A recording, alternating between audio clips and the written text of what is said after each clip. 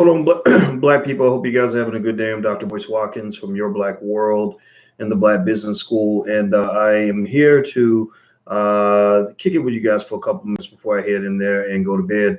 I thought this topic would be pretty interesting to talk about. And as you guys come into the conversation, I'm going to let the rest of the family know that we are live. If you want to get a text notification when we go live, please just text the word Boyce to 31996. Text the word Boyce to 31996. Also, I want to remind you guys that drboycetv.com is the home for intelligent Black people. So if you are not Black and intelligent, you may want to get the fuck out because this conversation may not be for you. So anyway, let me hit a button and turn something off here because I actually messed up on my phone. I logged in two places at once. But anyway, I hope you guys are doing well. Give me a second to get us started here because I think this is a worthy conversation to discuss. I think this is worth talking about. It has to do with Tyler Perry, and Tyler Perry is a guy that I have met on the phone once. He actually called me once because he saw me talk about something on CNN, and I think he wanted to I guess say that he appreciated what I said. And I appreciated him for showing appreciation. I got the impression that Tyler was a good guy. I felt like his heart's in the right place. And, I remember he was getting a lot of heat at that time from Spike Lee over his films. And some of the heat's deserved in the sense that, I don't necessarily know. I've heard a lot of people say things about Tyler Perry movies where they say, okay, they're not the best. And I'm not going to debate any of that because I think that you can make a point about Tyler Perry films in terms of what they do and don't do for Black people, right? But at the same time, I think that in terms of a guy who creates lots of jobs for Black people, a guy who seems to have his heart in the right place, a guy who has built his own Black Wall Street, I'm super impressed with that. And so anyway, give me 1 second here. Hold on. Do me a favor, shout out your city real quick. Shout out your city while I put this in here. And if you want to get a text notification, just text the word Boyce to 31996. Okay.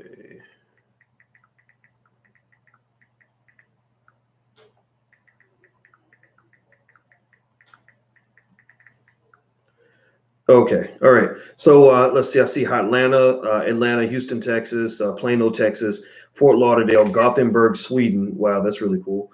Perth, Australia. That's as cool as Sweden. Aurora, Colorado, H-Town, Denver, Carrollton. Yeah. By the way, you guys do know that the All Black National Convention is happening it's happening in Houston this year.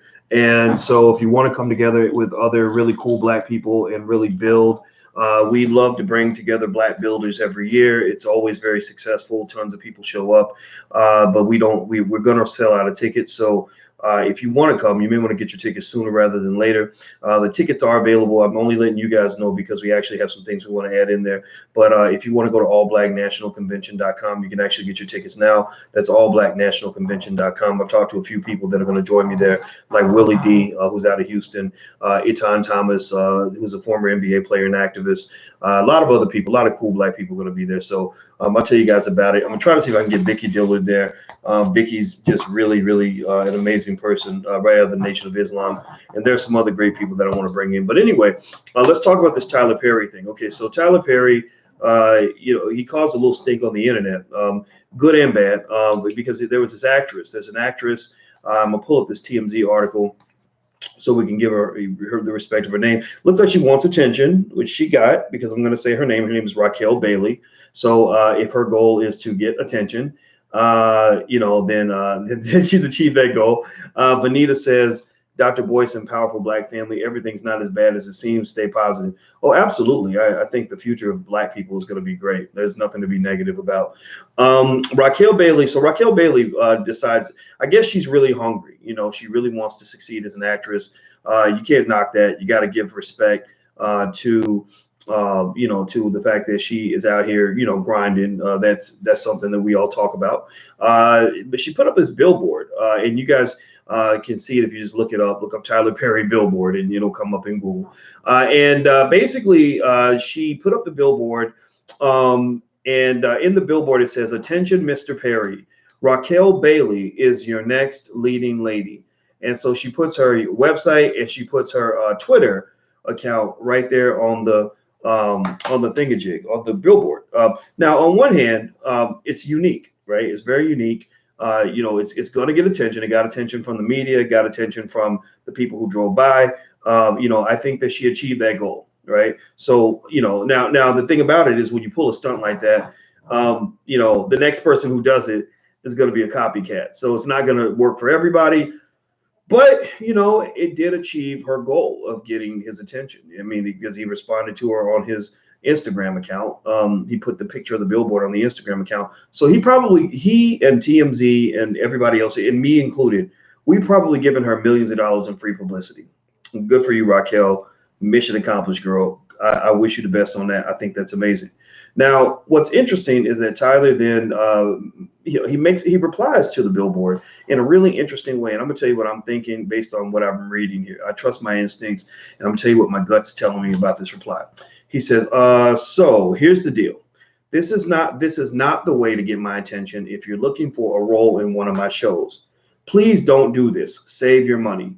Now, he's not talking to her, obviously, because she's already put the billboard out there. He's talking to everybody else who's gonna be tempted to copycat off of what she did or outdo what she did. The thing is that innovation is a funny thing. When somebody innovates and does something unique and different, it's funny how a lot of people will instantly copy that. They'll instantly jump out and say, okay, we're going to do the same thing, except we're going to do it bigger and better. And the problem is that, a guy like a Tyler Perry, who already gets more attention than he wants, I'm sure, is gonna be a little bit overwhelmed by all the actors and actresses that are going to go even further than they already go to get his attention. When you're in the shoes of a guy like Tyler Perry, you got people, jumping at you, and every time you try to sit down and eat, they're calling your phone when you didn't give them your number. They are chasing you down in the hallway, to try to get things from you. People trying to sleep with you, whatever it is, and I have a little bit of experience with that, not at the level with Tyler Perry, I have enough experience with it in the sense that I called Tyler once. He called me. First time I met him was he called me, and we talked for about 10 or 15 minutes. And then I called him another time because I wanted to tour his studio. And he was gracious enough. And this just tells me the guy has a good character, and I respect him for this. He wasn't available. He was out of town. But what he did do was he arranged for his second in command at Tyler Perry Studios to give myself. I was with this lady I used to work with named Maria, and also one of my guy kids. The guy gave us a good 2.5 hour tour of Tyler Perry Studios. We were there. Nobody else was there. It was beautiful. He had all these tributes to great Black actors and actresses all throughout history. And I'm perceptive. I pick things up. I observe things. I process those things. And I got the sense that he has a real strong respect for Black talented people. He has a love for his community.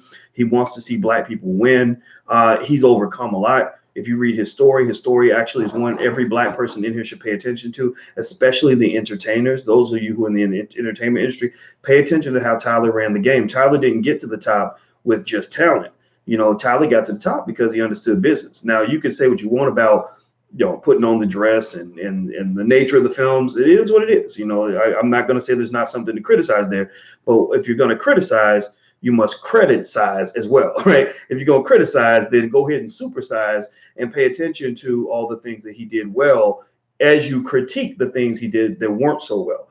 So for example, with Tyler Perry, you saw a guy who built his own business model. He was selling his little DVDs out the back of his trunk. He was doing his little plays and set up his whole little process. And he figured out what people wanted. He gave them what they wanted, and it worked. Right now, in terms of, the reason I say that I understand a little bit of what he's talking about, not to the same level as him, because I don't make as much money as Tyler Perry.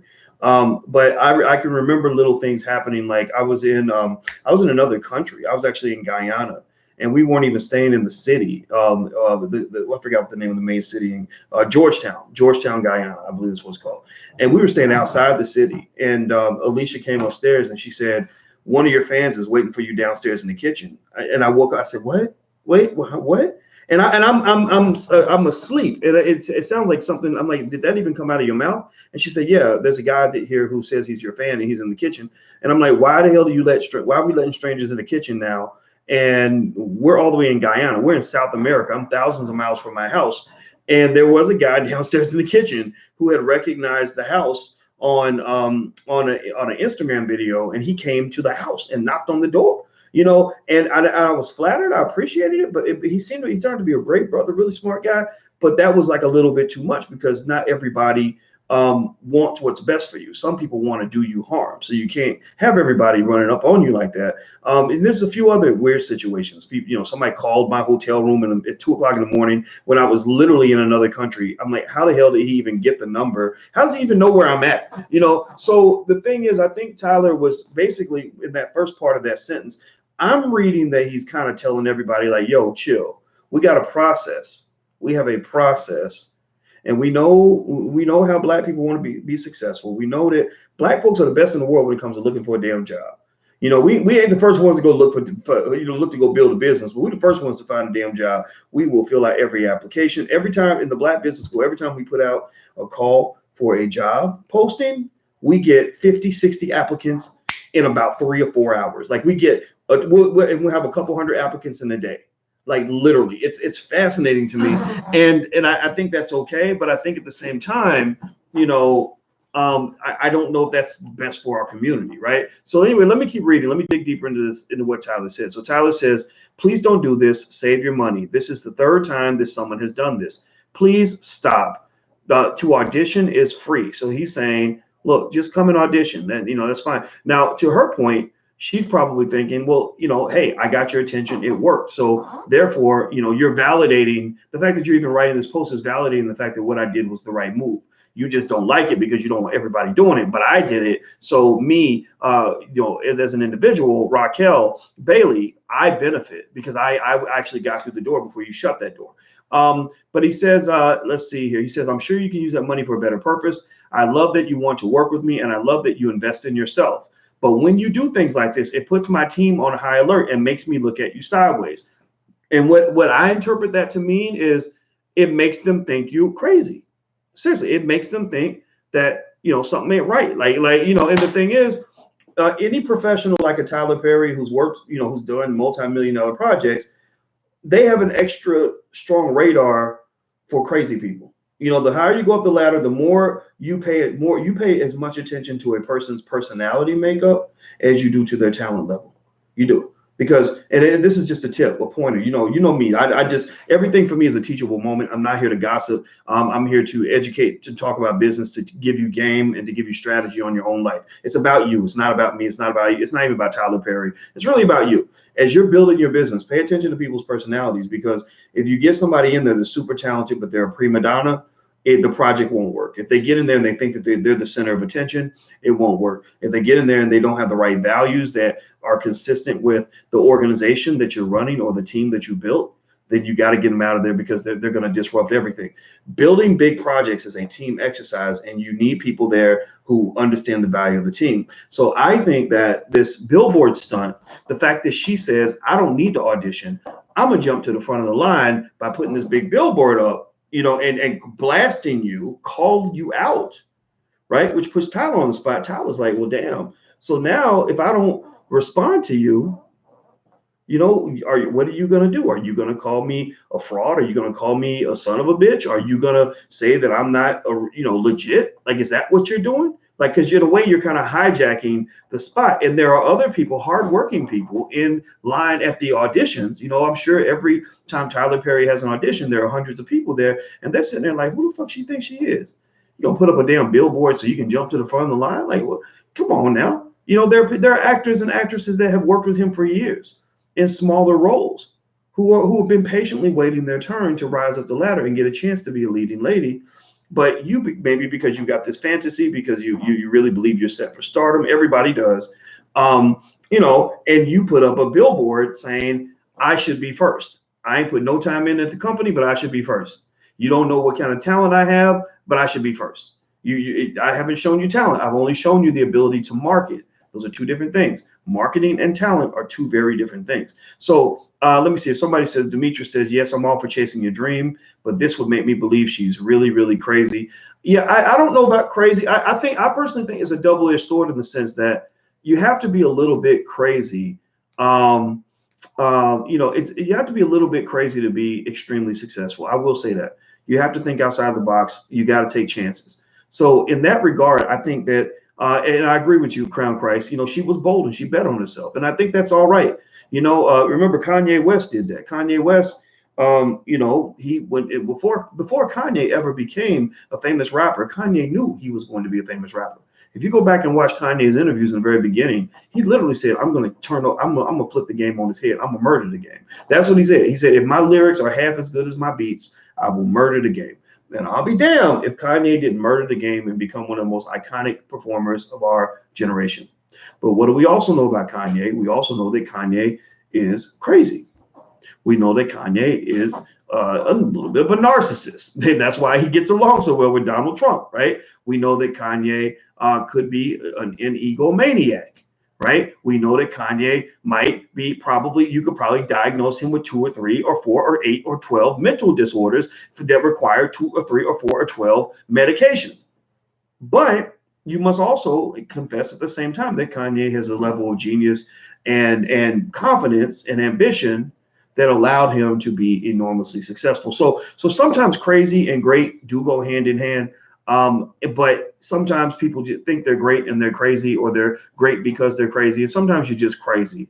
Sometimes you just end up looking like a damn fool. So you got to know how to have that balance, right? And also professionalism is critical. I've seen a lot of crazy people who know when to be very professional, though. You get them on a movie set, they do exactly what they're supposed to do because they want people to want to work with them in the future. They understand the importance of relationships, whereas you get some people that are crazy and they don't shut down the crazy box. They get in there and they start working on projects and ruin everything because they start acting nuts. Like, for example, 2 people, Terrence Howard and Ed Norton. Ed Norton's a white boy. Terrence Howard, y'all know him. He's a brother. Both of them got booted out of Marvel. Marvel was on this, they were on the H to the Izzo move. They were trying to take over the game, right? They were like, we're gonna make these superhero movies. It's gonna be like boom, boom, boom, like a factory. Like we're gonna mass produce, Iron Man, build a brand for Hulk, build a brand for Thor, build a brand for Captain America, and we're gonna make these films, all these series, and we're gonna pull them together, create the Marvel Cinematic Universe. Everybody must be on board.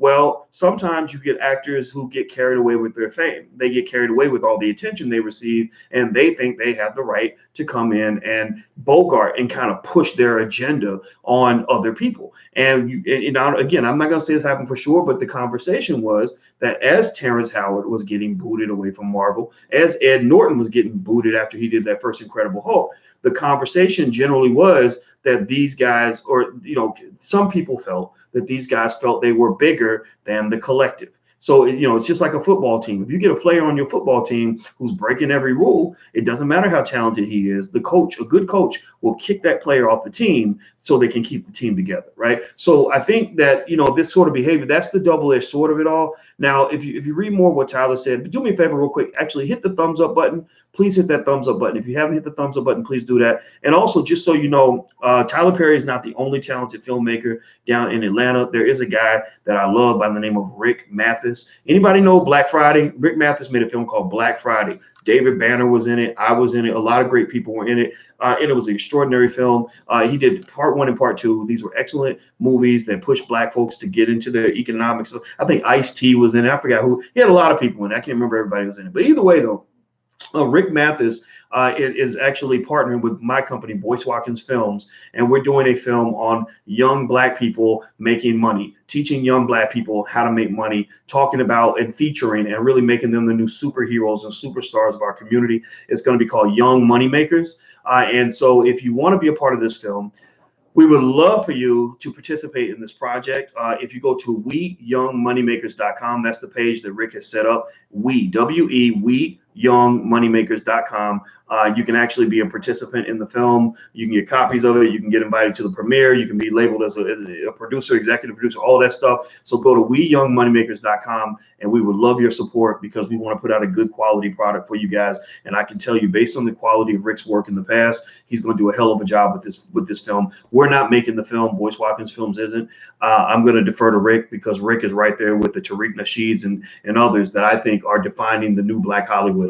Mark Harris. So this is my homeboy Mark Harris, Peter Parker. You got these great Black directors that are really just doing the damn thing. But one thing they need in order to be successful is they need Black people who want to buy Black. They need Black people to support them so they can build the kinds of projects that the community needs. Peter Parker did Black Capital, which was off the chain, damn good. You know, Tariq Nasheed has done the Hidden Color series. Everyone supported that extremely well.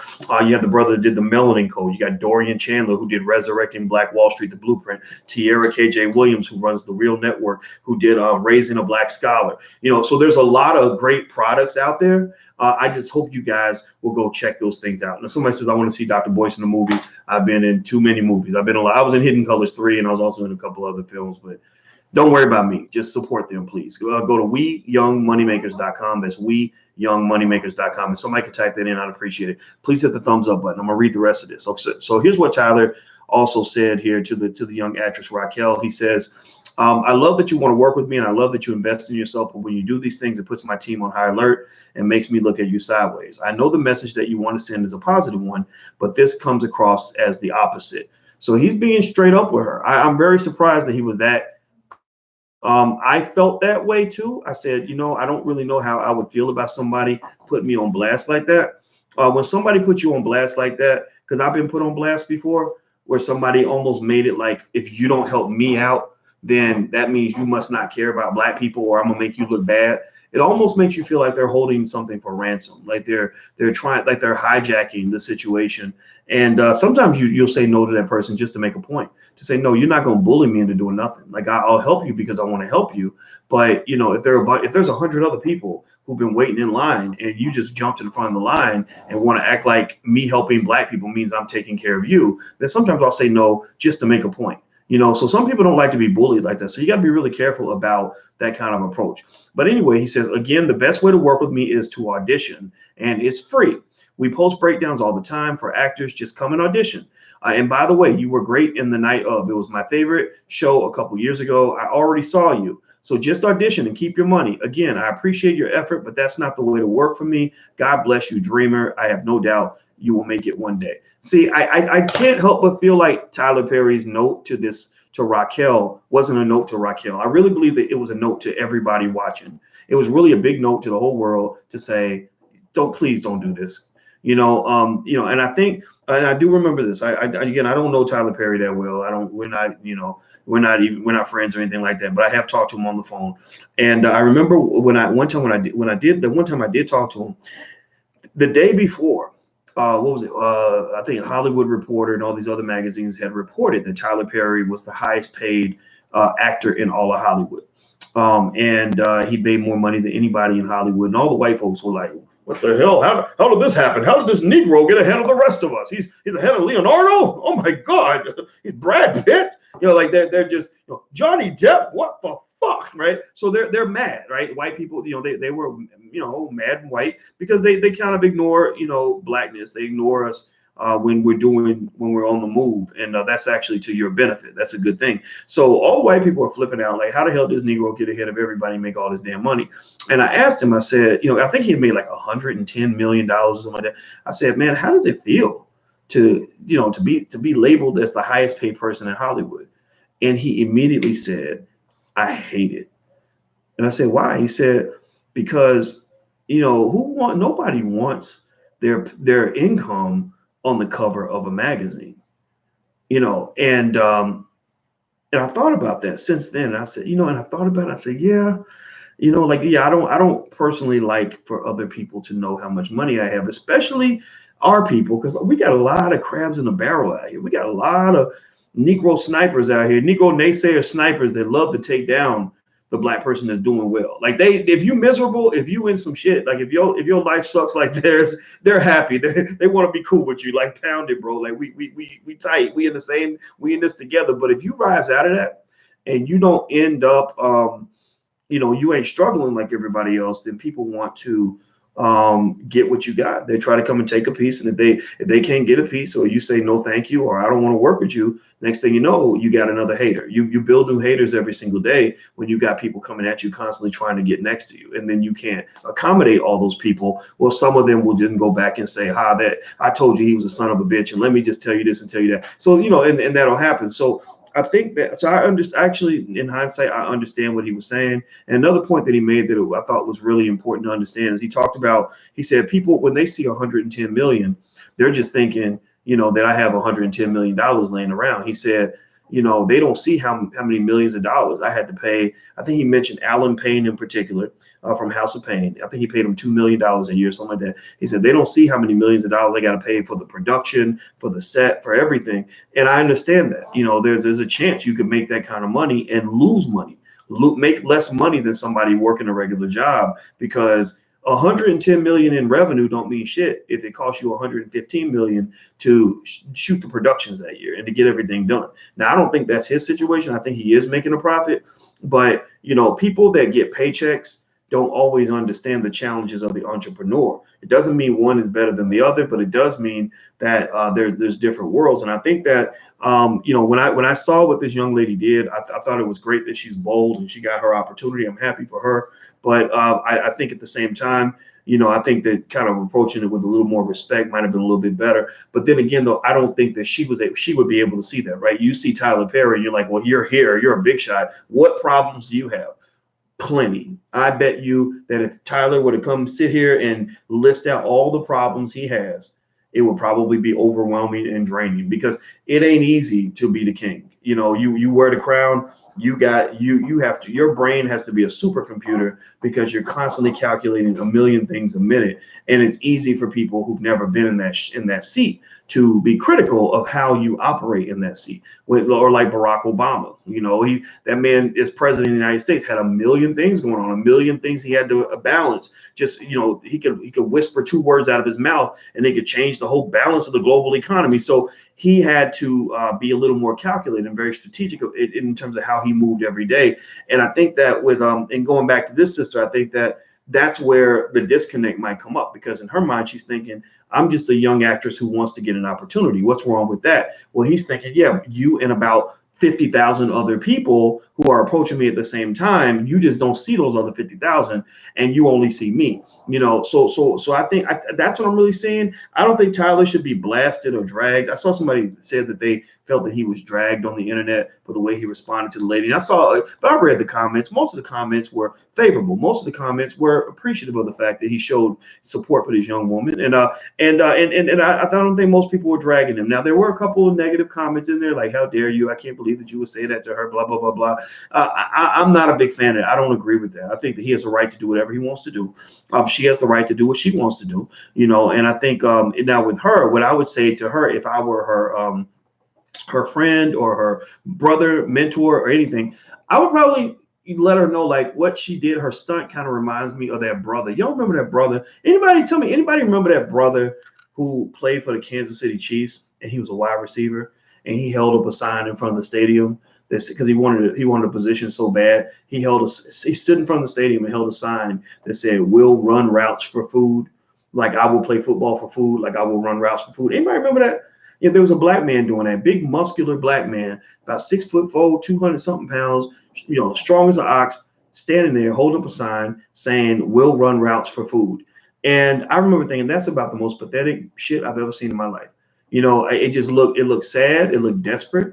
It looked ridiculous. It was just like, what the hell, man? Like really? Like, come on, bro. Like, if you were my dad, I would be kind of embarrassed. I wouldn't say, my dad is so determined. He sat and begged for 30 days straight before the white man finally gave him a job. And so I think that, if I was her, what I would probably tell her is, okay, go to the auditions, go to all the Tyler Perry auditions, fight to get that role for him. But remember, everything that glitters ain't gold. There's a lot of people out here who have said that working with Tyler Perry is everybody's dream until it becomes your reality. And there are a few people who work with Tyler who are like, fuck that, I am never working there again. Like, so sometimes when you fantasize about something a little bit too much, you find that the reality disappoints you. What I would probably tell her is, if you really want to get something from Tyler, like if you really want to get Tyler's attention, if you really want to, gain from the existence of a Tyler Perry, go study his story. Study how he became the king. Sure, okay, yeah, you can put up the billboard and beg for a job and all that. That's cool. I mean, somebody got to have a job, right? It's not, no disrespect in that, but maybe, maybe you don't need to be like a famous actress making $20 million a year. Maybe you just need to be a working actress who's making $500,000 a year because you're hosting your own productions.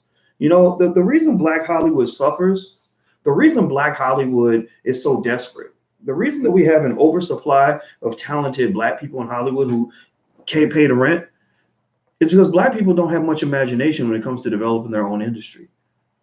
Hollywood is not a Black place. There really is no such thing as a Black Hollywood. There is no Black Hollywood because Hollywood is Jewish.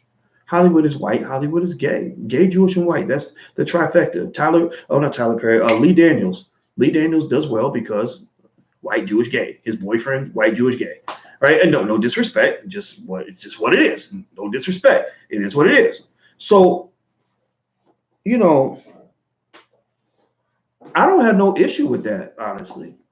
I respect a man who builds his own house and then tells me what he's going to do inside his house. I'm serious. I don't care if you're a white supremacist. There are some white supremacists out here I would probably have more respect for than some of my Black friends who spend their lives begging. Seriously. And you might be a Klansman. You might be like, I don't like niggers. I don't like Jews. I don't like nobody. I don't want no Asians. Like, you might be the biggest hillbilly Klansman in the world. But if you got your shit and you can feed your family and you taking care of your people, I respect that. And because I don't like you, you don't like me. Who cares? This is not a love fest. What if we're not going to get together and squeeze each other's asses? I don't need your affection in order for me to feel like a man. What I need to do is go build my own. If you go build your own, what you find is that you don't care what anybody thinks about you when you have something of your own. The Jewish community, I think is quite admirable in the way they built Hollywood. I mean, there's a whole book, there's a blueprint, a manual written called How the Jews Built Hollywood, or How the Jews Invented Hollywood. I recommend this book all the time to my students in the Black Business School because y'all need to learn how to build something, man. The Italians, I did that video. Go check it out on drboycetv.com. It's called What a Billionaire Told Me About Black People. It's the billionaire I met who told me about Bank of America and how it was run by a guy who started Bank of Italy. And he used Bank of America as a power play to infiltrate into the American economic system and achieve economic power for the Black community. And a lot of y'all are Bank of America customers that have no idea that you put money in the pockets of the Italian community. God bless them for that. Ain't nothing wrong with that, right? So that's what I probably tell her. I'd say, look, go study Tyler's story. Tyler, nobody gave him a lot of opportunities. They didn't start giving Tyler opportunities until he learned to create opportunities. Once he learned to create opportunities and he became a boss, then there was respect. Then there were people that were like, oh, we want to work with you because you can help us make money. You're not just another Negro in line begging for a job. You're actually a person who's got a real empire. You've got an audience. You've got a revenue stream. You've actually got a working legitimate business here, man. Like, you're like the acting version of a Master P. Master P is the same way. You got those builders out here, and I think we got to imitate those builders. Don't imitate the borrowers and don't imitate the beggars. The borrowers and the beggars just look like they have power, but it's not real power. When you get a job, you don't own that job. That's not your job. You can't pass that job down to your children without the permission of your boss. And chances are your boss is not going to give you permission to pass anything down because he's going to remind you that that's his and that's not yours. So Black people, you need to ask your children to ask themselves this and tell them to ask their children the same question. What is yours versus what belongs to them? So my verdict on what the sister did is, I guess it's complicated. I'm 50-50. It's like, congratulations, way to go. Any means necessary, you got it in. I don't think it's going to end well for her, honestly. I think that she's going to have a lot of animosity from the other actors who actually played the game the right way and waited in line for their turn. I think that Tyler might give her a little something just to bring her in, but I don't know if he's going to stick with it because he probably doesn't trust her. He probably feels like the next time she wants something, she's going to hijack him again.